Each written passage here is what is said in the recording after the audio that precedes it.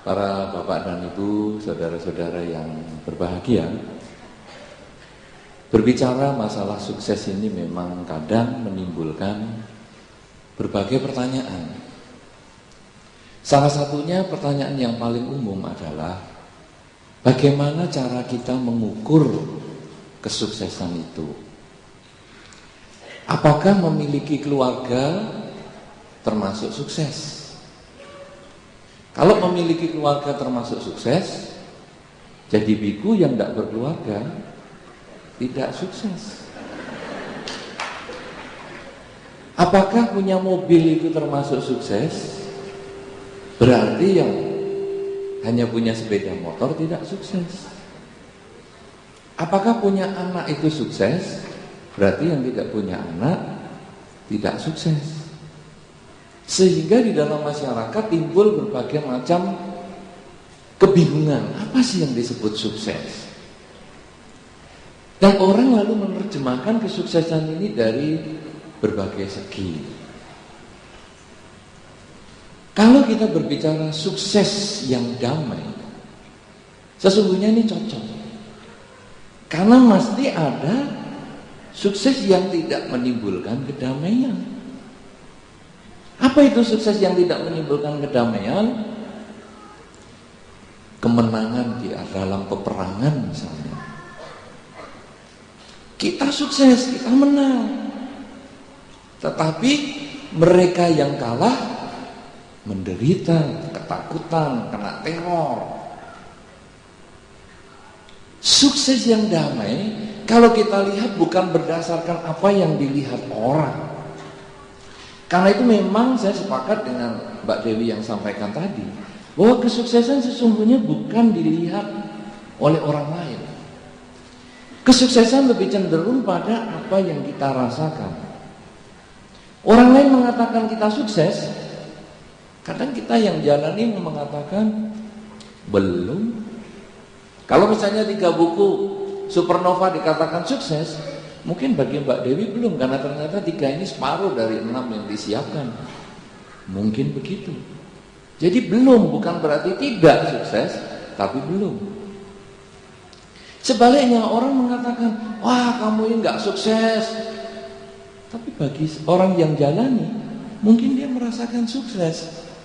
Karena itu nomor 1, sukses tidak bisa diukur oleh orang lain. Sukses hanya bisa diukur oleh diri sendiri. Nah sekarang apa ukurannya sukses? Sukses itu adalah kemampuan seseorang menerima diri sendiri sebagaimana adanya. Jadi sukses yang damai ketika kita bisa menerima diri kita sebagaimana adanya. Sukses yang tidak damai, kita menekan orang lain, kita menganggap kesuksesan itu berada di atas penderitaan orang lain. Saya sukses kalau saya bisa men-smackdown teman saya sampai masuk rumah sakit. Saya sukses, tetapi di atas penderitaan. Justru sukses di dalam Dhamma, kalau kita melihat konsep Dharma, Sang Buddha mencapai kesucian itu karena Sang Buddha sudah sukses. Sukses menundukkan diri sendiri. Ketika marah menggunakan kekuatannya menyerang dengan ribuan pasukannya, dengan berbagai macam jenis senjatanya, Sang Buddha mengembangkan cinta kasih, mengembangkan metta, mengembangkan kerelaan yang sudah dibina sekian lama, karena beliau menggunakan dana paramita, yaitu kesempurnaan kerelaan. Bukan dengan mendatangkan atau menciptakan prajurit sebanyak Mara. Ibaratnya kalau Sun Gokong, Anda pernah membaca atau melihat filmnya Sun Gokong, pernah belum? Siapa yang sudah pernah? Oh, cuma 3 orang. Siapa yang sudah pernah? Oh sudah lebih banyak, ya baik. Ketika Sun Gokong mau menyerang, itu kadang dia mengambil rambutnya, meniup bulunya, dan akhirnya menjadi sekelompok prajurit. Pernah mendengar cerita semacam itu kan? Sang Buddha walaupun mempunyai kemampuan batin yang tinggi, beliau tidak menggunakan cara itu. Wah ini marah demikian banyak, baik saya ciptakan pasukan para biku misalnya untuk menghajar marah. Tidak. Tapi Sang Buddha justru menggunakan kekuatan yang ada di dalam dirinya, yang disebut dana paramita. Jadi beliau mengingat semua kebajikannya yang telah dilakukan ribuan kelahiran, jutaan kelahiran itu. Kemudian dengan kekuatan kebajikan ini, dengan kekuatan kebenaran ini, maka tombak yang dilemparkan anak buahnya Mara akhirnya menjadi bunga. Panah, ribuan panah yang dilepaskan akhirnya menjadi bunga yang berjatuhan mewangi di sekitar tubuh Sang Buddha. Bahkan senjata yang paling ganas dari Mara dilemparkan kepada Sang Buddha, akhirnya menjadi payung, memayungi Sang Buddha dengan tenang, tanpa menyerang, tanpa mengalahkan, tetapi bisa menundukkan kekuatan yang jauh lebih besar. Kalau tadi dikatakan Pak Ponijan waktu BBK, Ban Kamsya, mengatakan bahwa saya memang bisa bahasa Jawa, betul. Saya berpikir otak saya ini bahasa Jawa, bahasa Indonesia saya juga tata bahasanya, strukturnya juga struktur bahasa Jawa.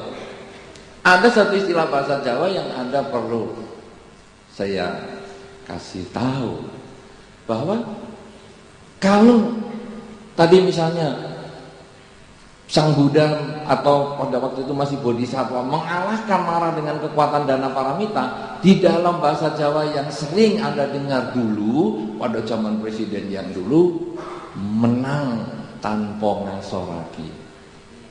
Apa itu? Apa itu? Menang tanpa ngasoraki. Suatu kemenangan yang didapat tanpa harus menundukkan pihak lain, tidak membuat pihak lain merasa terkalahkan. Itu kalau dibahas lagi nanti ngluruk tanpa bolo, itu bahasa Jawa lagi yang berbeda dengan Ban Kamsya tadi. Ngluruk tanpa bolo.